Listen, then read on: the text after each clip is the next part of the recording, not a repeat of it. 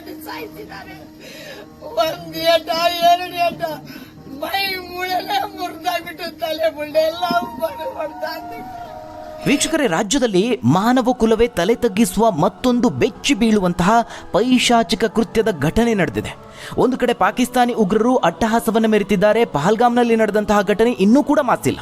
ಇತ್ತ ನಮ್ಮ ರಾಜ್ಯದಲ್ಲಿ, ನಮ್ಮ ಸಮಾಜದಲ್ಲೇ ಇರುವಂತಹ ಕೀಚಕರು ಅಟ್ಟಹಾಸವನ್ನು ಮೆರೆತಿದ್ದಾರೆ.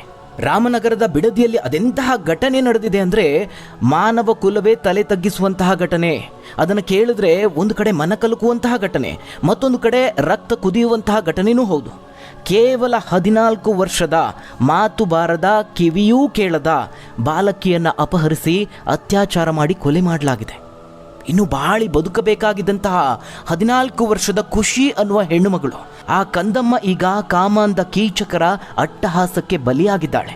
5 ಜನ ಕಾಮುಕರು ಆ ಪುಟ್ಟ ಬಾಲಕಿಯ ಮೇಲೆ ಎರಗಿದ್ದಾರೆ. ಇನ್ನು ಆ ಬಾಲಕಿಯ ಕತ್ತನ್ನು ಹಿಸುಕಿ ಕೊಲೆ ಮಾಡಲಾಗಿದೆ. ಆಕೆಯ ಕತ್ತನ್ನು ಬೆಂಡ್ ಮಾಡಲಾಗಿದೆ, ಬೆನ್ನು ಮೂಳೆಯನ್ನು ಮುರಿಯಲಾಗಿದೆ. ಮಾರಕಾಸ್ತ್ರಗಳಿಂದ ಹೊಡೆದು ಅಷ್ಟೊಂದು ಬರ್ಬರವಾಗಿ ಅಮಾನುಷವಾಗಿ ಹತ್ಯೆ ಮಾಡಲಾಗಿದೆ. ಆ ಕಾಮುಕರ ಮನಸ್ಥಿತಿ ಅದೆಂಥದ್ದಿರಬಹುದು? ಅನ್ಯಾಯವಾಗಿ ಅತ್ಯಾಚಾರ ಮಾಡಿ ಕೊಲೆ ಮಾಡಿ ರೈಲ್ವೆ ಟ್ರ್ಯಾಕ್ ಮೇಲೆ ಬಿಸಾಡಿ ಆ ದುರುಳರು ಪರಾರಿಯಾಗಿದ್ದಾರೆ. ಸ್ನೇಹಿತರೆ, ಖುಷಿ ವಿಕಲಚೇತನ ಬಾಲಕಿ. ಆಕೆಗೆ 14 ವರ್ಷ ವಯಸ್ಸು. ರಾಮನಗರದ ಬಿಡದಿ ಹೋಬಳಿಯ ಭದ್ರಾಪುರ ಹಕ್ಕಿಪಿಕ್ಕಿ ಕಾಲೋನಿಯಲ್ಲಿ ಇದ್ದಂತಹ ಬಾಲಕಿಯನ್ನು ಅಪಹರಿಸಲಾಗಿದೆ. ಅದರಲ್ಲೂ ಆಕೆಗೆ ತಂದೆ ಕೂಡ ಇರಲಿಲ್ಲ. ತಾಯಿಯ ಆಸರೆಯಲ್ಲಿ ಬೆಳೆಯುತ್ತಿರುವಂತಹ ಖುಷಿಗೆ ಮಾತೂ ಬರ್ತಾ ಇರಲಿಲ್ಲ, ಕಿವಿಯೂ ಕೇಳ್ತಾ ಇರಲಿಲ್ಲ. ಎಂದಿನಂತೆ ಗ್ರಾಮದಲ್ಲಿ ಆಟವಾಡಿಕೊಂಡಿದ್ದಂತಹ ಖುಷಿ ಮೊನ್ನೆ ಸಂಜೆಯಿಂದ ಕಾಣೆಯಾಗಿದ್ದಾಳೆ. 5 ಗಂಟೆಯ ನಂತರದಲ್ಲಿ ನಾಪತ್ತೆಯಾಗಿದ್ಲು. ಇಲ್ಲೇ ಎಲ್ಲೋ ಹತ್ತಿರದಲ್ಲಿ ಹೋಗಿರಬಹುದು, ರಾತ್ರಿ ಮನೆಗೆ ವಾಪಸ್ ಬರಬಹುದು ಅಂತ ಆ ಕುಟುಂಬ ನಿರೀಕ್ಷೆ ಮಾಡ್ತಾ ಇತ್ತು.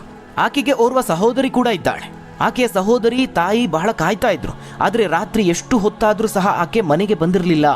ಹೀಗಾಗಿ ಕುಟುಂಬಸ್ಥರು, ಸಂಬಂಧಿಕರು ಸಾಕಷ್ಟು ಹುಡುಕಾಟವನ್ನು ಮಾಡ್ತಾರೆ. ಆದರೆ ಮಾರನೇ ದಿನ ಬೆಳಗ್ಗೆ ಗ್ರಾಮದ ರೈಲ್ವೆ ಟ್ರ್ಯಾಕ್ ಪಕ್ಕದಲ್ಲಿ ಖುಷಿಯ ಮೃತದೇಹ ಪತ್ತೆಯಾಗಿದೆ. ಮೇ 12ನೇ ತಾರೀಕಿನಂದು ನಡೆದಿರುವಂತಹ ಘಟನೆ ಇದು, ಕಳೆದ 2 ದಿನದ ಹಿಂದೆ. ಸದ್ಯ ಆಕೆಯ ತಾಯಿ ಮತ್ತು ಸಹೋದರಿಯ ಕಣ್ಣೀರನ್ನು ನೋಡೋದಕ್ಕೆ ಸಾಧ್ಯ ಆಗ್ತಾ ಇಲ್ಲ. ಮಗಳ ಮೇಲೆ ಅತ್ಯಾಚಾರ ಆಗಿದೆ ಅಂತ ಹೇಳಿದ್ರು ಕೂಡ ಪೊಲೀಸರು ನಂಬ್ತಿಲ್ಲ ಅಂತ ಕಣ್ಣೀರಿಡ್ತಿದ್ದಾರೆ. ಮರಣೋತ್ತರ ಪರೀಕ್ಷೆ ಬರಬೇಕು, ಬಂದರೆ ಮಾತ್ರ ಗೊತ್ತಾಗುತ್ತೆ ಅಂತ ಹೇಳ್ತಿದ್ದಾರೆ. ಈಗಾಗಲೇ ಅಂದರೆ ನಿನ್ನೆ ದಿನ ರಾಜೇಶ್ವರಿ ಆಸ್ಪತ್ರೆಯಲ್ಲಿ ಮರಣೋತ್ತರ ಪರೀಕ್ಷೆಯನ್ನು ಮಾಡಲಾಗಿದೆ. ಆದರೆ ಇನ್ನೂ ಕೂಡ ವರದಿ ಸಿಕ್ಕಿಲ್ಲ ಅಂತ ಆ ತಾಯಿ, ಆ ಸಹೋದರಿ ಬಿಕ್ಕಿ ಬಿಕ್ಕಿ ಕಣ್ಣೀರಿಡ್ತಿದ್ದಾರೆ.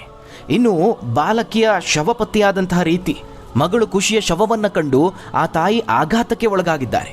ಈಗ ಆಕೆ ಪತ್ತೆಯಾದಂತಹ ರೀತಿಯನ್ನು ಆ ತಾಯಿ ವಿವರಿಸ್ತಾ ಇದ್ದಾರೆ. ಅದನ್ನು ಕೇಳೋದಕ್ಕೆ ಸಾಧ್ಯ ಆಗ್ತಾ ಇಲ್ಲ. ಮಗಳ ಮೇಲೆ ಆದಂತಹ ಅತ್ಯಾಚಾರ, ಆ ಹಲ್ಲೆಯ ಭೀಕರತೆಯನ್ನು ಆಕೆ ವಿವರಿಸ್ತಾ ಇದ್ದಾರೆ. ಅದನ್ನು ಕೇಳ್ತಾ ಇದ್ರೆ ಕರುಳು ಹಿಂಡುವಂತಿದೆ. ಇನ್ನು ಬಾಲಕಿಯ ಕೊಲೆ ಹಿಂದೆ ಸಾಕಷ್ಟು ಅನುಮಾನ ಕೂಡ ವ್ಯಕ್ತವಾಗಿದೆ. ಅತ್ಯಾಚಾರ ಮಾಡಿ ಹತ್ಯೆ ಮಾಡಲಾಗಿದೆ ಅಂತ ಗ್ರಾಮಸ್ಥರು ಆರೋಪ ಮಾಡ್ತಾ ಇದ್ದಾರೆ. ಇನ್ನು ಗ್ರಾಮದ ಪಕ್ಕದ ರೈಲ್ವೆ ಟ್ರ್ಯಾಕ್ ಪಕ್ಕ ಕೆಲವೊಂದಷ್ಟು ಕಿಡಿಗೇಡಿಗಳು ನಿತ್ಯವೂ ಕೂಡ ಗಾಂಜಾ ಸೇವನೆ ಮಾಡಿ ಗಲಾಟೆ ಮಾಡ್ತಾರೆ ಅನ್ನೋ ಆರೋಪ ಇದೆ. ಇದು ಮಾತ್ರ ಅಲ್ಲ, ಗ್ರಾಮಕ್ಕೆ ಬರುವಂತಹ ರಸ್ತೆಯಲ್ಲಿ ವಿದ್ಯುತ್ ದೀಪ ಕೂಡ ಇಲ್ಲ. ಮನೆ ಬಳಿ ಆಟವಾಡ್ತಿದ್ದಂತಹ ಬಾಲಕಿಯನ್ನ ಕತ್ತಲೆಯಲ್ಲಿ ಎಳೆದೊಯ್ದು ವಿಕೃತಿಯನ್ನು ಮೆರೆಯಲಾಗಿದೆ. ಈಗ ಬಾಲಕಿಯ ಸಾವಿಗೆ ನ್ಯಾಯ ದೊರಕಿಸಿ ಕೊಡಬೇಕು ಅಂತ ಪಟ್ಟು ಹಿಡಿದಿದ್ದಾರೆ. ಇನ್ನು ಆ ಗ್ರಾಮಕ್ಕೆ ಸರಿಯಾದಂತಹ ಮೂಲಭೂತ ಸೌಕರ್ಯ ಒದಗಿಸಿಕೊಡಬೇಕು ಅಂತ ಹೇಳಿ ಗ್ರಾಮಸ್ಥರು ಒತ್ತಾಯಿಸ್ತಾ ಇದ್ದಾರೆ. ಸದ್ಯ ಹಾಗೋ ಹೀಗೋ ಬಿಡದಿ ಠಾಣೆಯಲ್ಲಿ ಈ ಸಂಬಂಧ ಒಂದು ಪ್ರಕರಣ ದಾಖಲಾಗಿದೆ. ಶ್ವಾನದಳ ಬೆರಳಚ್ಚು ತಜ್ಞರು ಭೇಟಿ ನೀಡಿ ಪರಿಶೀಲನೆಯನ್ನು ನಡೆಸಿದ್ದಾರೆ. ಆರೋಪಿಗಳ ಪತ್ತೆಗೆ ಬಲೆ ಬೀಸಿದ್ದಾರೆ ಅಂತ ಹೇಳಲಾಗಿದೆ. ಆದರೆ ಇನ್ನೂ ಕೂಡ ಆರೋಪಿಗಳು ಪತ್ತೆಯಾಗಿಲ್ಲ. ಇನ್ನು ಈ ವಿಚಾರವನ್ನು ತಿಳಿದು ಶಾಸಕ ಎಚ್.ಸಿ. ಬಾಲಕೃಷ್ಣ ಅವರು ಭೇಟಿ ನೀಡಿದ್ರು. ಈ ಸಂದರ್ಭದಲ್ಲಿ ಗ್ರಾಮಸ್ಥರು ಶಾಸಕರನ್ನ ಹಿಗ್ಗಾಮುಗ್ಗ ತರಾಟೆಗೆ ತೆಗೆದುಕೊಂಡಿದ್ದಾರೆ.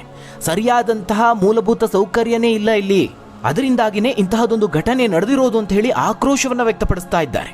ನೋಡಿ, ಈ ರೀತಿಯಾದಂತಹ ಘಟನೆಗಳು ಆದ ನಂತರದಲ್ಲಿ ಶಾಸಕರುಗಳು ನೆನಪಾಗ್ತಾರೆ. ಬಹುಶಃ ಇದೇ ಕೆಲಸವನ್ನ ಮುಂಚೆ ಏನಾದರೂ ಮಾಡಿದ್ದಿದ್ರೆ, ಶಾಸಕರನ್ನ ಪ್ರಶ್ನೆ ಮಾಡಿದ್ದಿದ್ರೆ ಈ ಘಟನೆ ನಡೀತಿರ್ಲಿಲ್ವೇನೋ. ಒಂದಷ್ಟು ಕಿಡಿಗೇಡಿಗಳು ನಿತ್ಯವೂ ಕೂಡ ಗಾಂಜಾ ಸೇವನೆ ಮಾಡ್ತಿದ್ದಾರೆ, ಈ ಗ್ರಾಮದಲ್ಲಿ ಅಕ್ಕಪಕ್ಕದಲ್ಲಿ ಗಲಾಟೆ ಮಾಡ್ತಿದ್ದಾರೆ ಅನ್ನುವ ಕಂಪ್ಲೇಂಟ್ ಕೂಡ ಇದೆ. ಇನ್ನು ಗ್ರಾಮಸ್ಥರು ಗಲಾಟೆ ಮಾಡಿದ ನಂತರದಲ್ಲಿ ಶಾಸಕರಿಗೆ ಜ್ಞಾನೋದಯ ಆಗಿದೆ.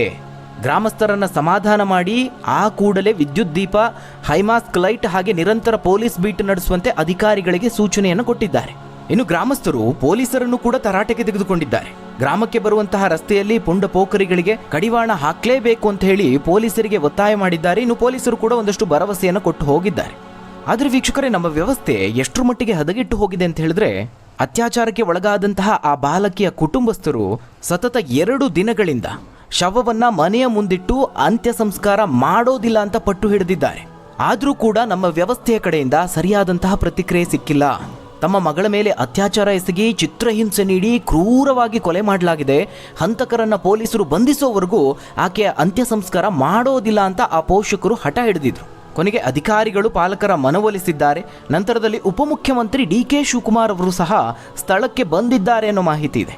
ಈ ಎಲ್ಲ ಬೆಳವಣಿಗೆಯ ನಂತರದಲ್ಲಿ ಸ್ಥಳೀಯ ಸ್ಮಶಾನದಲ್ಲಿ ಬಾಲಕಿಯ ಅಂತ್ಯ ಸಂಸ್ಕಾರ ನಡೆದಿದೆ. ಆದರೆ ವೀಕ್ಷಕರೇ, ಇನ್ನೂ ಕೂಡ ಆರೋಪಿಗಳ ಬಂಧನ ಆಗಿಲ್ಲ. ಬಿಡದಿ ಪೊಲೀಸ್ ಠಾಣೆಯಲ್ಲಿ ಒಂದು ಪ್ರಕರಣ ದಾಖಲಾಗಿದೆ. ಆದರೆ ಇಲ್ಲಿ ಪ್ರಶ್ನೆ ಮೂಡೋದೇನಪ್ಪ ಅಂತ ಹೇಳಿದ್ರೆ, ಆ ಬಾಲಕಿಯ ಶವವನ್ನ ಮನೆಯ ಮುಂದೆ ಇರಿಸಿ ನ್ಯಾಯಕ್ಕಾಗಿ ಅಂಗಲಾಚುವಂತಹ ಬೇಡಿಕೊಳ್ಳುವಂತಹ ಪರಿಸ್ಥಿತಿ ಬಂದ್ಬಿಡ್ತಾ?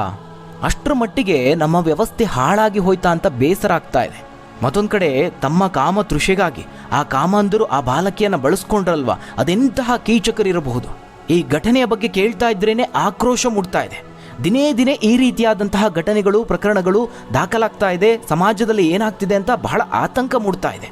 ಕಾನೂನಿನ ಭಯವಂತೂ ಇಲ್ಲವೇ ಇಲ್ಲ. ಈ ರೀತಿಯಾದಂತಹ ದುಷ್ಕೃತ್ಯಗಳಿಗೆ ಕೊನೆಯೇ ಇಲ್ವಾ ಅಂತ ಅನಿಸ್ತಾ ಇದೆ.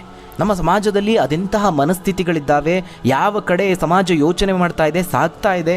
ಈ ರೀತಿಯಾಗಿ ಪ್ರತಿದಿನವೂ ಕಳವಳದಲ್ಲೇ ಬದುಕುವಂತಹ ಪರಿಸ್ಥಿತಿ ಬಂದ್ಬಿಟ್ಟಿದೆ.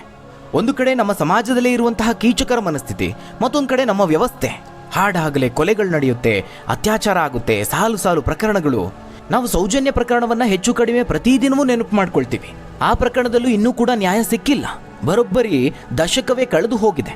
ವಾಸ್ತವ ಸಂಗತಿ ಏನಪ್ಪಾ ಅಂತ ಹೇಳಿದ್ರೆ, ಆ ಸೌಜನ್ಯನಂತಹ ಪ್ರಕರಣಗಳು ಪ್ರತಿದಿನ ನಡೀತಾ ಇದೆ. ದಶಕಗಳಿಂದ ಹೋರಾಟಗಳು ನಡೀತಾ ಇದ್ರು, ಕೀಚಕರ ಅಟ್ಟಹಾಸಕ್ಕೆ ಬ್ರೇಕ್ ಬಿದ್ದಿಲ್ಲ. ಈ ರೀತಿಯಾಗಿ ಪ್ರತಿದಿನ ದಾಖಲಾಗ್ತಿರುವಂತಹ ಪ್ರಕರಣಗಳಲ್ಲಿ ಅದೆಷ್ಟೋ ಮಂದಿಗೆ ನ್ಯಾಯ ಸಿಗೋದೇ ಇಲ್ಲ. ಯಾಕೆ ಸಮಾಜದಲ್ಲಿ ಇದೇ ರೀತಿಯಾದಂತಹ ಪ್ರಕರಣಗಳು ಹೆಚ್ಚು ಹೆಚ್ಚು ಆಗ್ತಿದೆ ಅಂತ ಹೇಳಿದ್ರೆ, ಮತ್ತೆ ನಾವು ಕಾನೂನು ಕಡೆಗೆ ಬಂದು ನಿಲ್ತೀವಿ.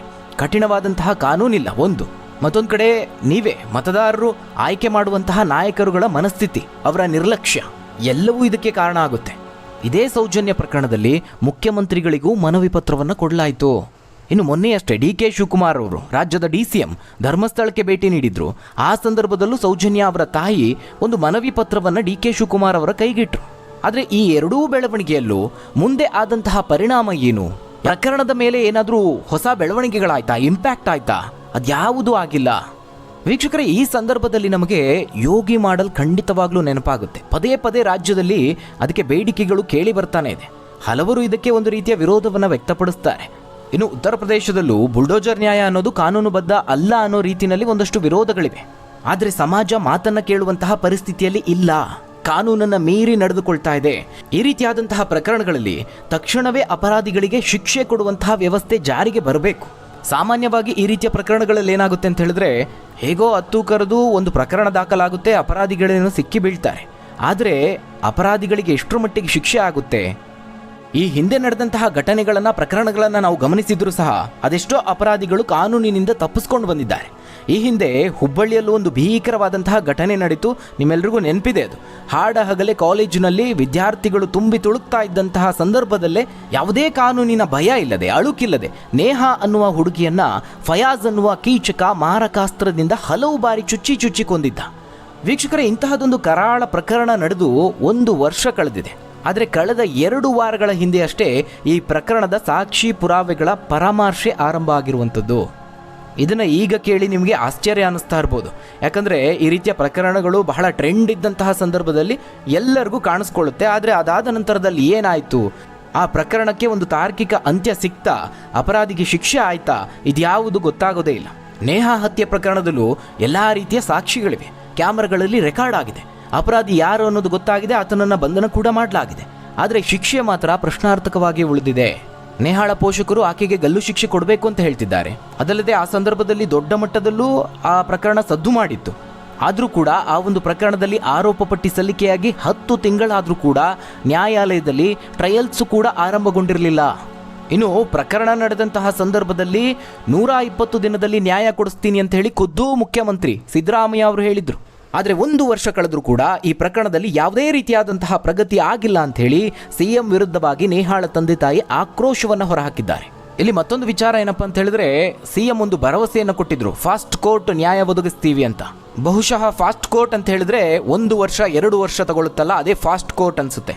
ಅದು ಮಾತ್ರ ಅಲ್ಲ, ಹತ್ಯೆಗೊಳಗಾದಂತಹ ನೇಹಾಳ ತಂದೆ ಕಾಂಗ್ರೆಸ್ ಕಾರ್ಪೊರೇಟರ್. ಓರ್ವ ಕಾಂಗ್ರೆಸ್ ಕಾರ್ಪೊರೇಟರ್, ರಾಜ್ಯದಲ್ಲಿ ಕಾಂಗ್ರೆಸ್ಸೇ ಅಧಿಕಾರದಲ್ಲಿರುವಂಥದ್ದು, ಸರ್ಕಾರ ಇರುವಂಥದ್ದು.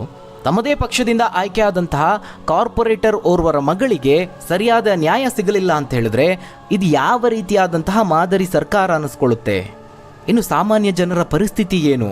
ಇಲ್ಲಿ ಕಾಂಗ್ರೆಸ್ ಸರ್ಕಾರ ಅಂತಲ್ಲ, ಯಾವುದೇ ಸರ್ಕಾರ ಬಂದರೂ ಕೂಡ ಅದೇ ಹಣೆ ಬರಹ. ಅಂದರೆ ಒಟ್ಟಾರೆಯಾಗಿ ಹೇಳ್ತಿರೋದೇನಪ್ಪ ಅಂತ ಹೇಳಿದ್ರೆ, ಯಾವ ಮಟ್ಟಿಗೆ ನಿರ್ಲಕ್ಷ್ಯವನ್ನು ತೋರ್ತಿದ್ದಾರೆ, ಆದರೂ ಕೂಡ ಮತದಾರರು ಎಚ್ಚೆತ್ತುಕೊಳ್ತಾ ಇಲ್ಲ. ಅದಕ್ಕೆ ಹೇಳೋದು, ಜನರು ಪ್ರಶ್ನೆ ಮಾಡುವಂತಹ ಮನೋಭಾವವನ್ನು, ಆ ಒಂದು ಧೈರ್ಯವನ್ನು ಬೆಳೆಸಿಕೊಳ್ಬೇಕು. ಒಟ್ಟಾರೆಯಾಗಿ ಇದೀಗ ರಾಜ್ಯದಲ್ಲಿ ಮತ್ತೊಂದು ಅಂತಹದೇ ಪೈಶಾಚಿಕ ಕೃತ್ಯ ನಡೆದಿದೆ. ಬಿಡದಿಯ ಬಾಲಕಿಗೆ ನ್ಯಾಯ ಸಿಗಲಿ ಅನ್ನೋದೇ ನಮ್ಮ ಉದ್ದೇಶ. ವೀಕ್ಷಕರೇ, ಮತ್ತೊಂದು ವಿಚಾರ ಅಂತ ಹೇಳಿದ್ರೆ, ಈ ಬಿಡದಿಯ ಬಾಲಕಿಯ ಹತ್ಯೆ ಪ್ರಕರಣ ಏನಿದೆ ಅದು ಯಾವ ಮುಖ್ಯವಾದಂತಹ ಟಿವಿ ಮಾಧ್ಯಮಗಳಲ್ಲೂ ಕೂಡ ಪ್ರಸಾರ ಆಗ್ತಾ ಇಲ್ಲ. ಹೀಗಾಗಿ ಆ ಬಾಲಕಿಗೆ ನ್ಯಾಯ ಸಿಗಲೇಬೇಕಾಗುತ್ತೆ. ನಿಮ್ಮ ಸೋಷಿಯಲ್ ಮೀಡಿಯಾಗಳಲ್ಲಾದರೂ ಕೊನೆ ಪಕ್ಷ ಈ ಬಗ್ಗೆ ಒಂದು ಧ್ವನಿ ಎತ್ತೋದಕ್ಕೆ ಮರಿಬೇಡಿ. ಧನ್ಯವಾದಗಳು ವೀಕ್ಷಕರೇ.